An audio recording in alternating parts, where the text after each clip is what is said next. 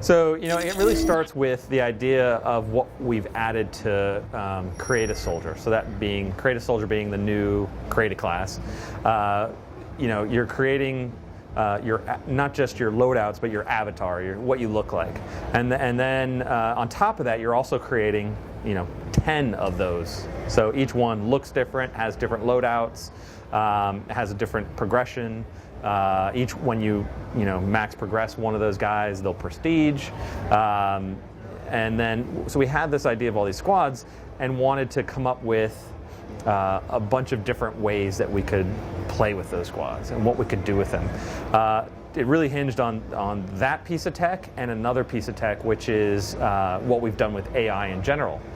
So literally from day one, we had a team of coders working on AI and improving it, and not just improving it from a make it do cool stuff or make it harder or easier, but rather make it feel and play like another player.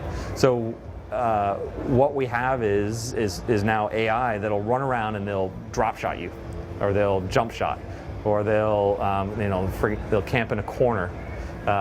They'll do things that players would do, not necessarily what an AI from a video game would look like it's supposed to be doing. And so I often find myself, getting angry at a player for drop shotting because I don't drop shot, and it always pisses me off when someone does. And then the AI does it, and you get angry at the AI, which is it's really amazing. And you think about it, you're like, that was really cool that he did that, And so those two components, that idea of customizing your character and customizing a squad of characters, and then all the work we've put into improving the AI and making it feel more like a player. We took those two together and made basically squads, and it consists of several game modes. We talked about a few on stage. We have a game mode called Wargames, which is basically you and your squad versus AI. So I pick which squad members I have, I pick what their loadouts are, and that becomes a strategy unto itself. So if we're going to go play a small map, and I outfit all my squad members with sniper rifles, I might have a hard time on that map. However, if I actually pay attention to my loadouts as a strategy, and I give 3 SMGs and an assault guy and a sniper rifle, now I've made a team that has a better chance of doing well on that map. So that's Wargame. You can control the difficulty. You get to play all of multiplayer. So you get every experience you get from multiplayer, all the modes, all the maps, all the unlocks. The character is the same character. So whatever you play in squads, it's leveling the same guy that you're going to play in multiplayer, and vice versa. Another mode we have is called Safeguard. Safeguard is a take on survival. This is just basically a co-op mode. 4-player survival basically, that has some new twists to it. So it's not like survival per se. It doesn't have the same mechanics of earning a currency and purchasing stuff. It has a different mechanic all around, but it plays in a sort of survival round-based, get harder and harder kind of mode.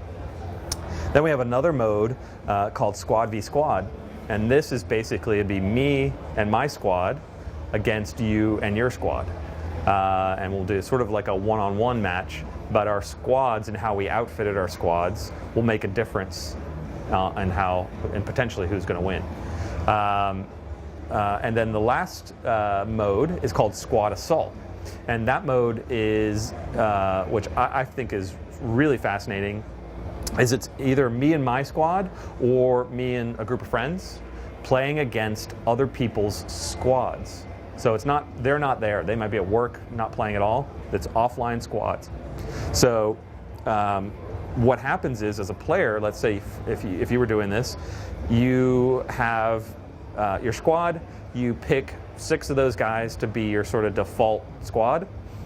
You pick what map and what mode you want those guys defending, and they will play on that map in that mode when someone challenges them. So that could work out 2 ways. One is I can matchmake. I can just go in and matchmake against someone else's squad, and I'm going to play their AI squad.